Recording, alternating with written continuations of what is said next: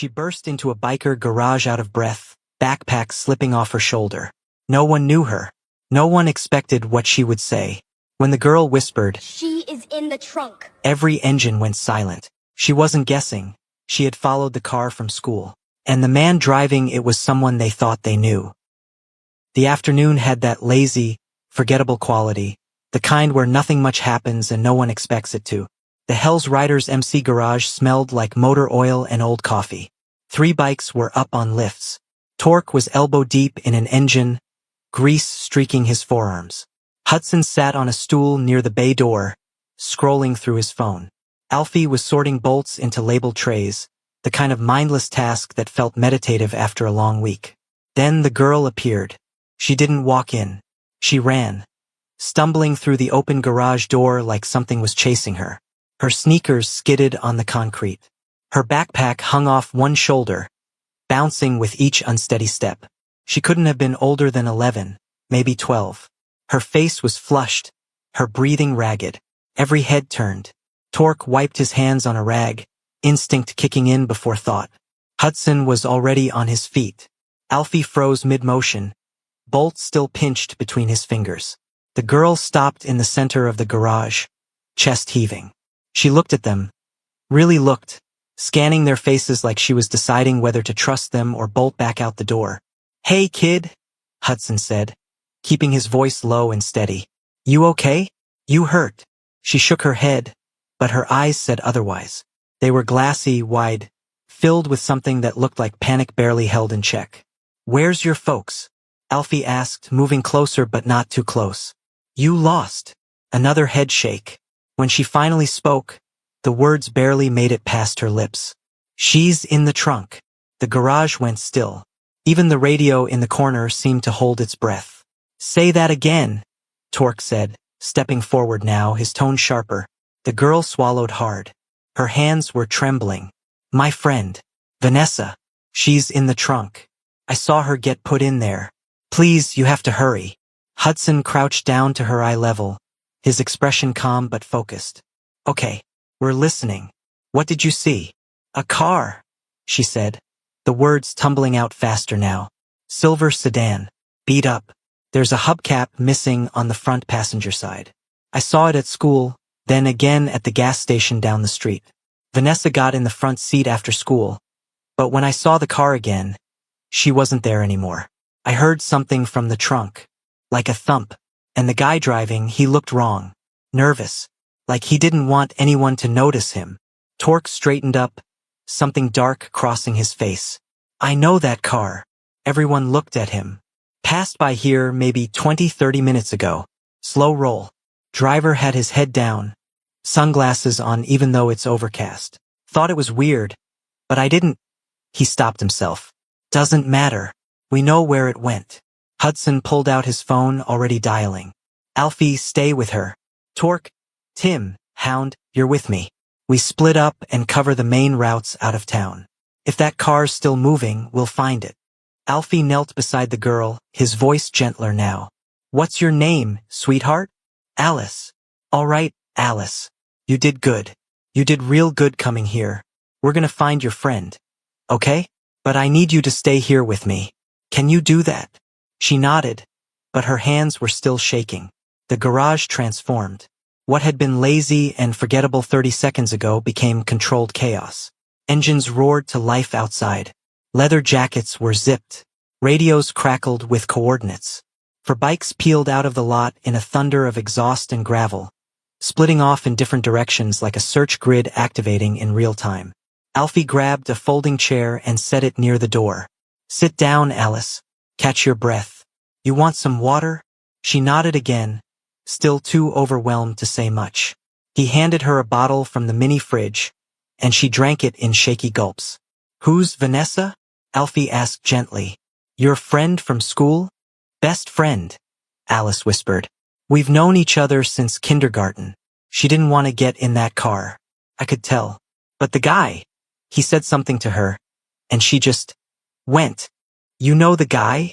Alice hesitated. "I think it's her dad. I've only seen him a couple times. He doesn't live with them anymore." Alfie's stomach dropped. That detail complicated everything. and explained a lot. Before he could ask another question, a car screeched into the parking lot. A woman jumped out, leaving the door open, engine still running. She sprinted toward the garage, panic written across every line of her face. "Alice!" she screamed. "Alice!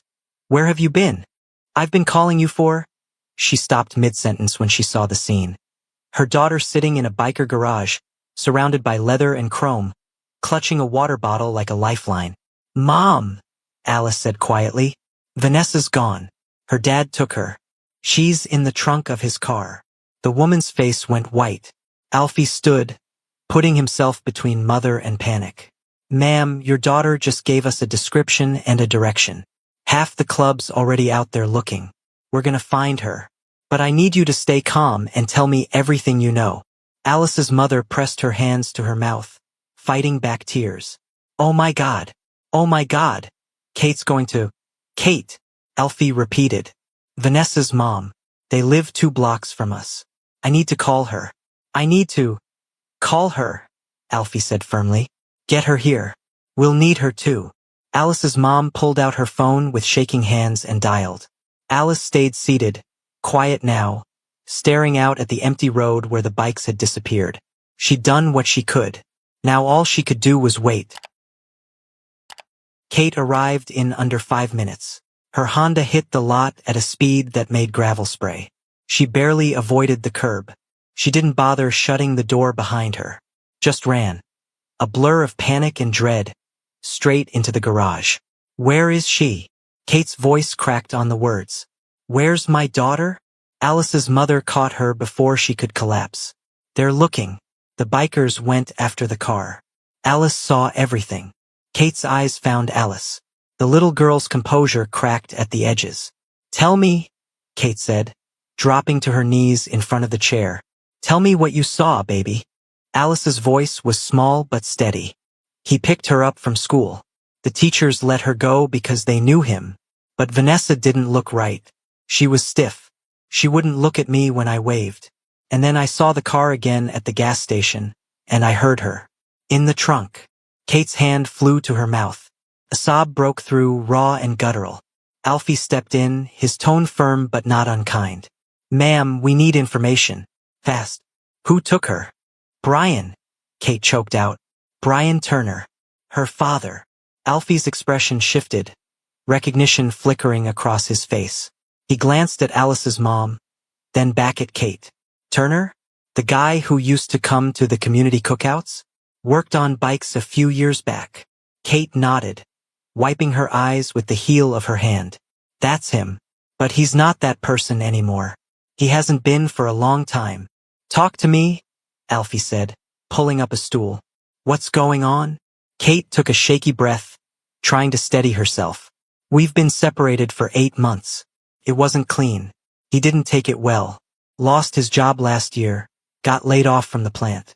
He tried to bounce back, but instead he just spiraled. Gambling, drinking, stopped showing up to things, stopped being present, even when he had Vanessa. Where's he been staying? I don't know. He moved out in May. Rented a room somewhere, I think. He'd show up unannounced sometimes, try to talk me into taking him back. Said he'd change. Said he just needed time." Her voice hardened. "But time doesn't fix someone who won't admit they're broken." Alfie's expression hardened. "Restraining order? Pending," Kate said bitterly.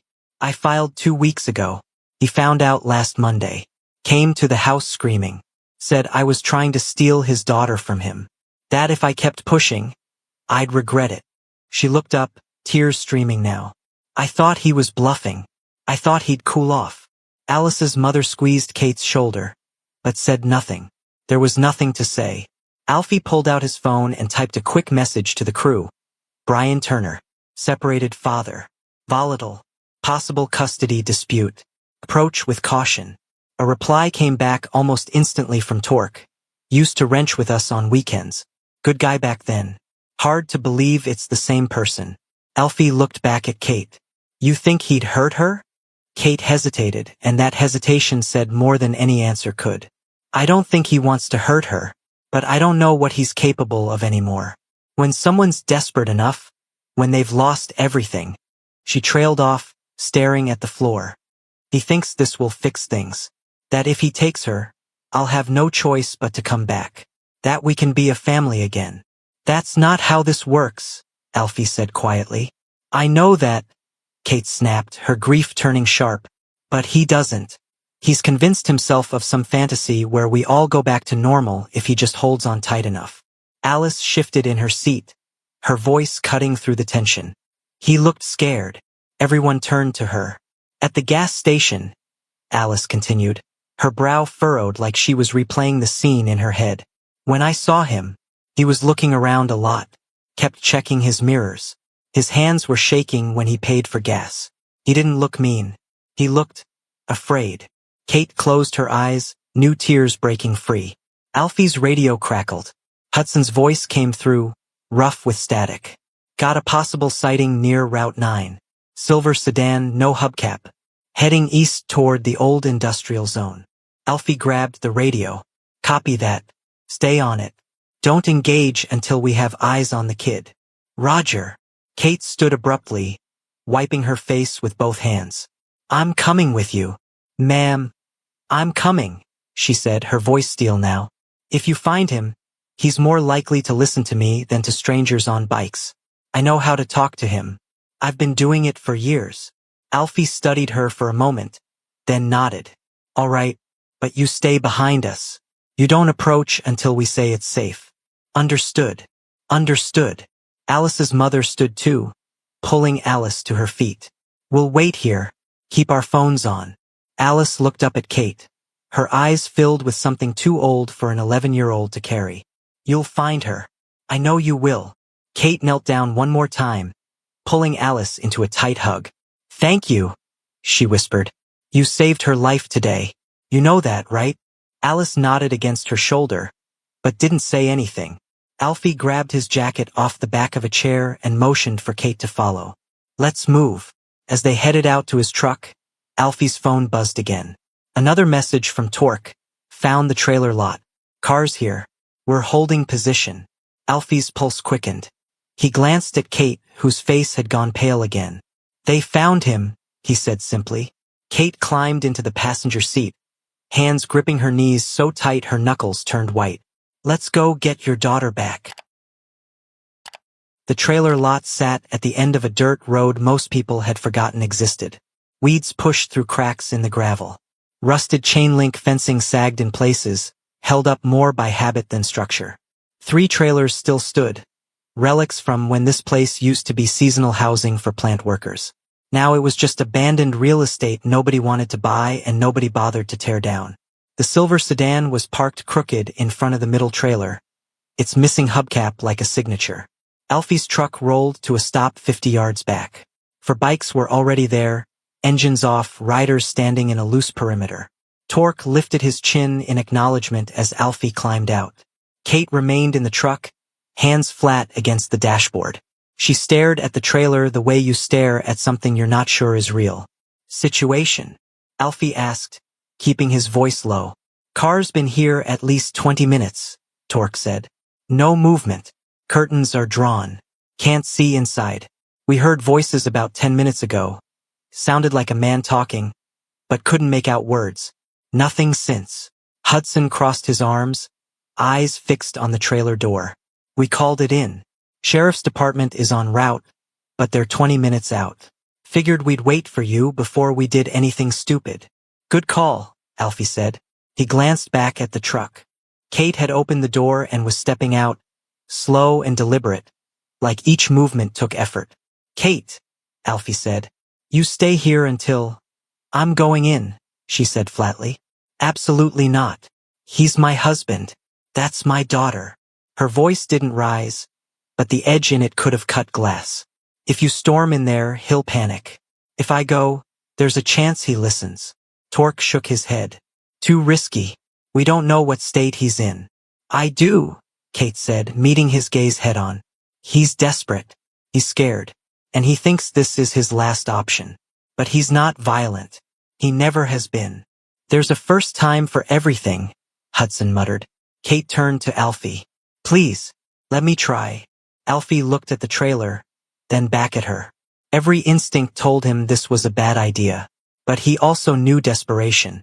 He'd seen what it did to people. And sometimes the only way through it was someone who still remembered the person underneath. "All right," he said finally. "But I'm going with you. And if anything feels wrong, anything, you back off and let us handle it." Kate nodded. They approached together, gravel crunching under their boots. The air smelled like dust and rust and something sour, old garbage, maybe, or mildew. Alfie stayed a half step behind Kate, close enough to react but far enough to let her lead. She stopped at the door, took a breath, knocked. Nothing. She knocked again. "Brian, it's me." "Open the door." Silence. Then, faintly, the sound of movement inside. A floorboard creaking. A muffled voice. "Go away, Kate." His voice sounded hollow, worn down. "I'm not going anywhere," she said, steadier now. "Not until I see Vanessa. She's fine." "Then prove it." "Open the door." A long pause. Then the sound of a deadbolt sliding back. The door opened a crack. Brian stood in the gap, backlit by the dim interior. He looked hollowed out, unshaven, hair matted. The t-shirt that used to fit now draped off his shoulders like borrowed clothes. His eyes carried the kind of exhaustion that doesn't come from one bad night. "She's fine," Brian repeated, but his voice cracked on the words. "I wasn't going to hurt her. I needed time to think." "You put her in a trunk," Kate said, and for the first time her voice shook. "You terrified her. You terrified me. I didn't know what else to do." Brian's eyes were glassy now, brimming. "You were going to take her from me. The restraining order, the custody filing, you were going to erase me, Kate. I'm her father. I have rights. You have responsibilities," Kate shot back. "And you abandoned them." Brian recoiled as if the words had physical weight. Alfie stepped forward slightly. "Brian, I remember you. You used to help out at the garage. Good with your hands. Showed up when people needed you." He kept his tone even non-threatening. "That guy's still in there somewhere. Don't let this be what defines you." Brian's gaze shifted to Alfie, then past him to the other bikers standing in the distance. His shoulders sagged. "I can't go to jail," he whispered. "If I go to jail, I lose her for good." His voice cracked, like the sound of someone whose last thread just snapped. "You're losing her right now," Kate said, her voice breaking. "Every second you keep her in there, you're losing her. Please, Brian. Let me see her." He stared at Kate for a long moment. Then, slowly, he stepped back and opened the door wider. The trailer's interior was dim and stale. A card table with a half-empty bottle of whiskey. A sleeping bag in the corner. And on a sagging mattress against the far wall, Vanessa sat with her knees pulled to her chest, clutching a stuffed bear. Her eyes were wide and red from crying, but she was silent. Kate's breath caught. "Vanessa, baby." Vanessa didn't move. She just stared, like she wasn't sure if this was real. Kate walked toward her, slow and careful, hands open. "It's okay. I'm here. You're safe now." Vanessa's face crumpled. She lunged forward into her mother's arms. The sound that escaped her wasn't crying. It was the release of hours of terror held in a small body. Kate held her tight, rocking her, whispering things Alfie couldn't hear. Brian stood frozen by the door, watching them. His face was blank, but tears ran down his cheeks unchecked. Alfie stepped inside, positioning himself between Brian and the door. "You need to come outside now. Sheriff's on the way. You cooperate, this goes easier." Brian nodded slowly. He didn't resist when Alfie guided him out. By the time the patrol cars arrived, Brian was sitting on the ground with his hands behind his back, Torque standing nearby. Vanessa was wrapped in a blanket in the back of Alfie's truck, still holding the stuffed bear, Kate beside her stroking her hair. The sheriff took Brian without incident. No cuffs, no drama. Just a man who looked relieved it was over. As they drove away, Vanessa finally spoke. Her voice was small and hoarse. "Is Daddy going to be okay?" Kate closed her eyes, tears tracking down her cheeks. "I don't know, sweetheart. I really don't know." The courtroom felt sterile under fluorescent lights. Brian sat at the defense table in clothes that didn't quite fit him anymore. Hands folded in his lap, eyes on the floor. The charges were read aloud. unlawful restraint of a minor, custodial interference, child endangerment. Kate testified. Her voice carried exhaustion and grief in equal measure. He didn't want to hurt her, she said, her voice steady but strained. He wanted to keep her, to freeze time, to go back to when things made sense. She looked at Brian across the room. But you can't kidnap your way back into someone's life. The judge's words came measured and final. Brian would see Vanessa only under supervision. Therapy wasn't optional. Neither was rehab, 60 days inpatient, then continued outpatient treatment. 18 months of probation to prove he could follow through. Brian took it all without protest. Nodded when the judge asked if he understood. Said yes, Your Honor, in a voice that barely carried. When Hudson and Alfie showed up at the courthouse steps afterward, Brian looked at them like he didn't understand why they were there. You got a place to stay after rehab? Hudson asked. Brian shrugged. Motel probably. Depends on what I can afford. You still know your way around an engine? Brian blinked. Yeah. Why? We've got work if you want it, Alfie said. Oil changes. Inventory. Cleaning up the shop. It's not glamorous, but it's steady. Brian stared at them, waiting for the punchline. You're serious. Dead serious, Hudson said. You show up sober, you show up on time, you do the work. We'll keep you on. But this isn't charity. You screw up, you're gone. Brian's throat worked. He looked away, blinking hard. I don't deserve this. You're right, Alfie said without softening it. But the guy we used to know did good work. If he's still in there, we'll find out. Brian nodded once, sharp and quick, like he didn't trust himself to say more. 60 days later, he walked into the Hell's Riders garage at 7 a.m. sharp, clean-shaven, eyes clear. Alfie handed him a rag and pointed to a stack of oil filters. Get started. The first few weeks moved like walking on ice. Conversations stayed practical.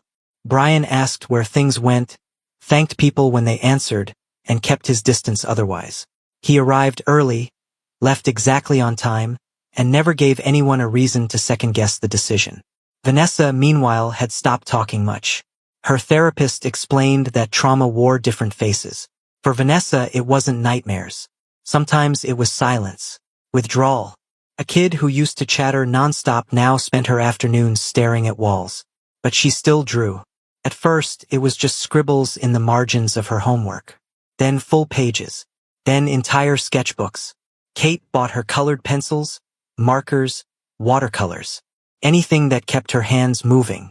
Alice came over almost every day after school. She didn't push Vanessa to talk.